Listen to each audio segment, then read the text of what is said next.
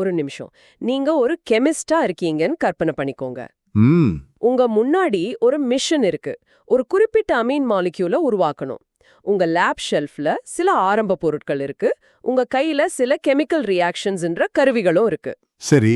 எந்த பொருளை எடுத்து எந்த கருவியை பயன்படுத்தி தப்பே இல்லாம உங்களுக்கு தேவையானதை மட்டும் உருவாக்குவீங்க? இது இது ஒரு பசில் மாதிரி இல்லையா? ஆமாமா, கரெக்டா சொன்னீங்க. இது ஒரு சிந்தசிஸ் பசில். அந்த பசிலை சால்வ் பண்றது எப்படின்னு தான் இன்னைக்கு நாம பார்க்க போறோம். ஓகே. யூனிட் 9 அமீன்ஸ்ல இருந்து ஒரு ரொம்ப முக்கியமான தலைப்பு, ப்ரிப்பரேஷன் ஆஃப் அமீன்ஸ். இந்த தலைப்பு ஏன் முக்கியம்னா, இது வெறும் ரியாக்ஷன்ஸை மனப்பாடம் பண்றதில்ல. கையில இருக்கிற சில எளிய ஸ்டார்டிங் மெட்டீரியல்ஸை வச்சு நமக்கு தேவையான ஒரு அமீனை எப்படி திட்டமிட்டு, அதாவது டிசைன் பண்ணி உருவாக்குறதுன்னு கத்துக்க போறோம். ஆமா, இது கெமிக்கல் சிந்தசிஸ்க்கு நாம போடுற ஒரு அஸ்திவாரம் மாதிரி. சரி, அப்போ ப்ரிப்பரேஷன் ஆஃப் அமீன்ஸ் இதோட அடிப்படை கருத்து என்ன? ரொம்ப ரொம்ப எளிமையா ஆரம்பிக்கலாமே. ரொம்ப சிம்பிள். இப்ப நம்ம அமைன்ஸை தயார் பண்றதுக்கு நாம பயன்படுத்துற ஒரு முக்கியமான வழிமுறைக்கு பேரு ரிடக்ஷன். ரிடக்ஷன்? ஆமா, ரிடக்ஷன். அதாவது ஒரு மூலக்கூறுக்கு ஹைட்ரஜன் ஆட்டம்ஸை சேர்க்கிறது, இல்லனா அதுல இருந்து ஆக்சிஜன் ஆட்டம்ஸை நீக்கிறது. இதுதான் ரிடக்ஷனோட அடிப்படை. ஓகே, அப்போ இந்த சிந்தசிஸ் பசிலுக்கு நமக்கு என்னென்ன ஸ்டார்டிங் மெட்டீரியல்ஸ் இருக்கு? நம்ம கிட்ட 3 முக்கியமான ஸ்டார்டிங் மெட்டீரியல்ஸ் இருக்கு. 3. 1 நைட்ரைல்ஸ், அதாவது RCN. 2 amides, RCONH2. அப்புறம் 3 நைட்ரோ காம்பவுண்ட்ஸ், RNO2. இந்த 3 தான் நம்மளோட மூலப்பொருட்கள். அப்போ இந்த மூலப்பொருட்களை அமீனா மாத்துறதுக்கு ஒரு கருவி வேணுமே. நீங்க சொன்ன மாதிரி ஒரு டூல். எக்ஸாக்ட்டா, அந்த டூல் தான் ரெடியூசிங் ஏஜென்ட். இப்போ அமைனை ஒரு ஃபைனல் ப்ராடக்டா நினைச்சுக்கோங்க. சரி. நைட்ரஸ் எல்லாம் அந்த ப்ராடக்டை செய்ய தேவையான ரா மெட்டீரியல்ஸ். இந்த ரா மெட்டீரியல்ஸை ப்ராடக்டா மாத்துற கருவி தான் ரெடியூசிங் ஏஜென்ட். சரியான ரா மெட்டீரியலையும் சரியான டூலையும் தேர்ந்தெடுத்தா நமக்கு வேண்டிய அமீன் கிடைச்சிடும். நீங்க பேசும்போது பிரைமரி, செகண்டரி, டெர்ஷரி அமீன்ஸ்னு சொல்றீங்க. நாம ஆக போறதுக்கு முன்னாடி எல்லோருக்கும் புரியுற மாதிரி அது கொஞ்சம் விளக்க முடியுமா? அது எப்படி மனசுல வச்சுக்கிறது? நிச்சயம். இது ரொம்ப முக்கியமான கேள்வி. ரொம்ப எளிமையா ஒரு கற்பனை பண்ணிக்கலாம். நைட்ரஜன் ஆட்டமை ஒரு கைன்னு நினைச்சுக்கோங்க. ஒரு பிரைமரி அமீன்ல அந்த நைட்ரஜன் கை ஒரே ஒரு கார்பன் ஃப்ரெண்டோட கை கோர்த்திருக்கும். Okay, 1 carbon friend. ஆமா. ஒரு செகண்டரி அமீன்ல அந்த நைட்ரஜன் கை 2 கார்பன் ஃப்ரெண்ட்ஸோட கை கோர்த்திருக்கும். சரி. அதே மாதிரி ஒரு டெர்ஷரி அமீன்ல அந்த நைட்ரஜன் கை 3 கார்பன் ஃப்ரெண்ட்ஸோட கை கோர்த்திருக்கும். இவ்வளவுதான் வித்தியாசம். நைட்ரஜன் கூட எத்தனை கார்பன் குரூப்ஸ் நேரடியா இணைஞ்சிருக்கு அன்னதை பொறுத்தது தான். சூப்பர். இப்போ ரொம்ப தெளிவா இருக்கு. சரி, மூலக்கூறு அளவுல, அதாவது மாலிகுலர் லெவல்ல இந்த ரிடக்ஷன்ல உண்மையா என்ன நடக்குது? அங்க என்ன நடக்குதுன்னா, ஒவ்வொரு ஸ்டார்டிங் மெட்டீரியல்லையும் ஒரு சின்ன மாற்றம் நடக்கும். நைட்ரைல்ஸ்ல இருக்கிற carbon nitrogen triple bond, C≡N, அது ரிடக்ஷனுக்கு அப்புறம் CH2NH2ஆ மாறும். ஓ, ட்ரிபிள் பாண்ட்ல மாற்றம் நடக்குது. ஆமா. அப்புறம் அமைட்ஸ்ல இருக்கிற C≡O குரூப் CH2ஆ மாறும். கடைசியா நைட்ரோ காம்பவுண்ட்ஸ்ல இருக்கிற NO2 குரூப் NH2ஆ மாறும். எல்லாத்துலயும் பாத்தீங்கன்னா நைட்ரஜனுக்கு ஹைட்ரஜன் அல்லது எலக்ட்ரான் சேர்க்கப்படுது. அதுதான் ரிடக்ஷன். சரி, இதுக்கு ஒரு டெக்ஸ்ட் புக் டெஃபினிஷன் இருக்குமே, தேர்வுல எழுதுறதுக்கு வசதியா? ஆமா, பாடப்புத்தகத்தின்படி இதோட ஆங்கர் டெஃபினிஷன் இதுதான். Amines are commonly prepared by reduction of nitriles, amides or nitro compounds using appropriate reducing agents or by reductive amination of carbonyl compounds. இதுல மாணவர்கள் பொதுவாக எங்க குழப்பம் அடைவாங்க? ஏதாவது ஒரு பொதுவான தவறு இருக்குமா? ஒரு முக்கியமான குழப்பம் இருக்கு. என்னன்னா, எல்லா ப்ரிப்பரேஷன் மெத்தட்ஸும் ஒரே மாதிரி இல்ல. எந்த மெத்தட் எந்த டைப் ஆஃப் அமீனை கொடுக்குன்னு சரியா ஞாபகம் வச்சுக்காதது தான் பெரிய தவறு. உதாரணமா, நைட்ரைல் ரிடக்ஷன் எப்பவுமே பிரைமரி அமீன்ஸை மட்டும்தான் கொடுக்கும். Only primary. ஆமா, ஆனா ரிடக்டிவ் அமினேஷன் ஒரு முறை இருக்கு. அது ரொம்ப ஃப்ளெக்சிபிள். அதை வச்சு பிரைமரி, செகண்டரி, டெர்ஷரின்னு 3 வகை அமீன்ஸையும் உருவாக்க முடியும். இந்த வித்தியாசத்தை புரிஞ்சுக்காம போனா நம்ம சிந்தசிஸ் பசில்ல தப்பான வழியில போயிடுவோம். ஓகே, நீங்க சொல்றத பார்த்தா இது ஏதோ சமையல் மாதிரி இருக்கு. நம்ம கிட்ட மாவு, சக்கரை இருக்கு. ஆனா அதை வச்சு கேக் செய்யணுமா இல்ல பிஸ்கட் செய்யணுமான்னு முடிவு பண்ற மாதிரி. நான் சொல்றது சரியா இல்ல இது ஒரு தவறான ஒப்பீடா? இல்ல, இது ஒரு நல்ல ஒப்பீடு தான். ஆனா இதை இன்னும் பொருத்தமா சொல்லணும்னா இது ஒரு சிற்பம் செதுக்கிற மாதிரி. சிற்பம் செதுக்கிற மாதிரியா? ஆமா. நம்மளோட ஸ்டார்டிங் மெட்டீரியல் உதாரணத்துக்கு ஒரு நைட்ரைல் எடுத்துக்கிட்டா அது ஒரு கரடுமுரடான கல் மாதிரி. LiAlH4 மாதிரி ஒரு வலுவான ரெடியூசிங் ஏஜென்ட், ஒரு கூர்மையான உளி, அதாவது சிசில் மாதிரி. அந்த உளியை வச்சு அந்த கல்லை நமக்கு வேண்டிய அமீன் வடிவத்துக்கு செதுக்குறோம். அந்த சிற்பம் அனாலஜி ரொம்ப சுவாரஸ்யமா இருக்கு. அதுல நீங்க சொல்றது தேவையில்லாத பகுதிகளை உளியால நீக்கி ஒரு வடிவத்தை கொண்டு வர்றோம்னு.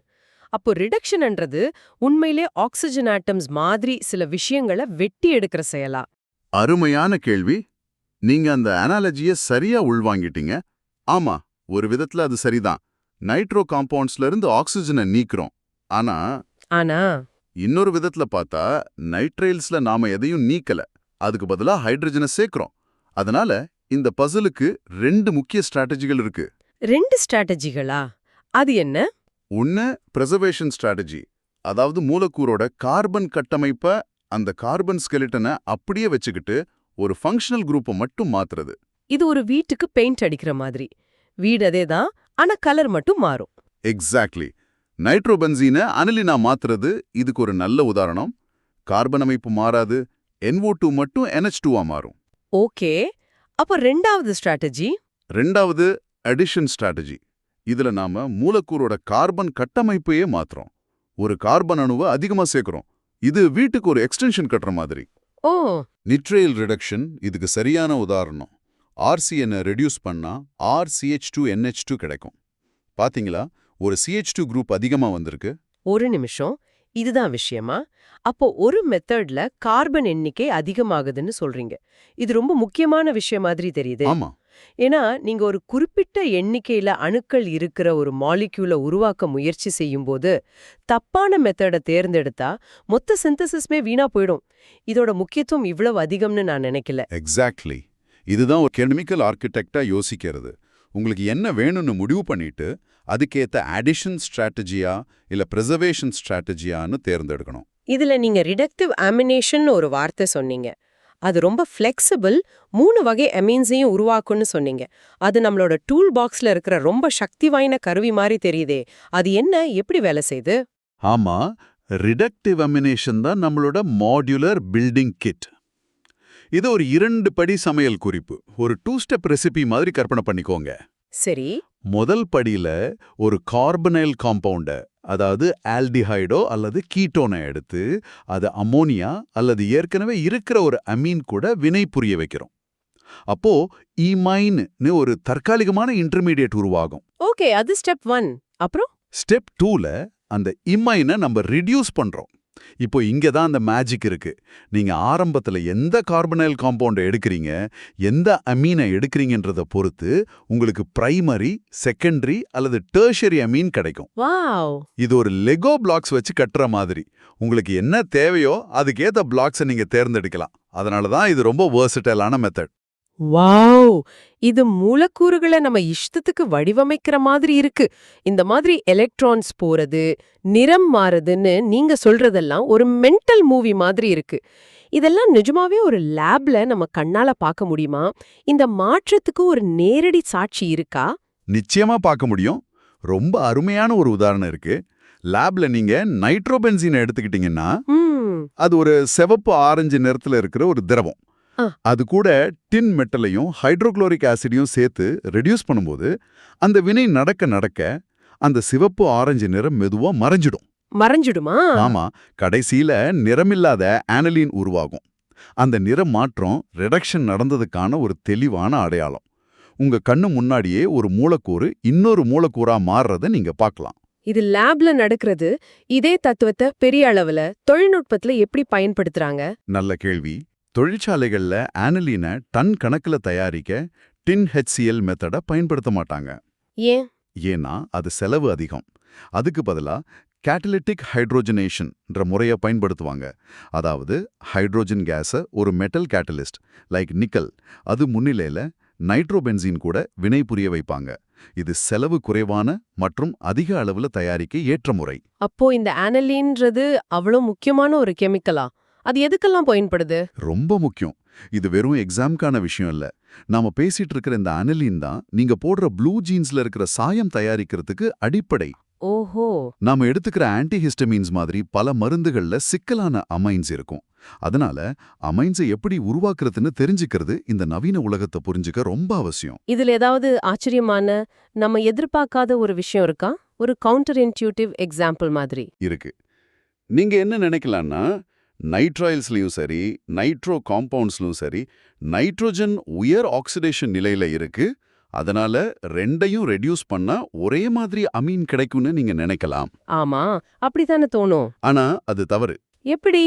நாம ஏற்கனவே பார்த்த மாதிரி நைட்ரைல் RCN ரிடக்ஷன்ல நமக்கு RCH2NH2 கிடைக்கும். அதாவது ஒரு கார்பன் அணு அதிகமாகும். அது நம்ம அடிஷன் ஸ்ட்ராட்டஜி. சரி.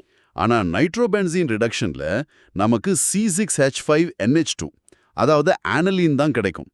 ஸ்டார்டிங் மெட்டீரியலோட கார்பன் கட்டமைப்பு மாறாம அப்படியே இருக்கும். இது பிரிசர்வேஷன் ஸ்ட்ராட்டஜி. அதனால கிடைக்கிற அமீன் ப்ராடக்ட்களும் வெவ்வேறானவை. இதுதான் அந்த கவுண்டர் இன்ட்யூட்டிவ் விஷயம். சரி.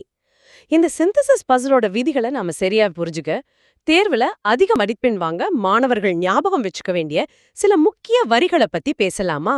கண்டிப்பா. இந்த வரிகளை நல்லா கவனிங்க. இது வெறும் மனப்பாடம் பண்றதுக்கு இல்ல, நாம பேசின எல்லாத்தையும் சுருக்கமா சொல்ற வரிகள்.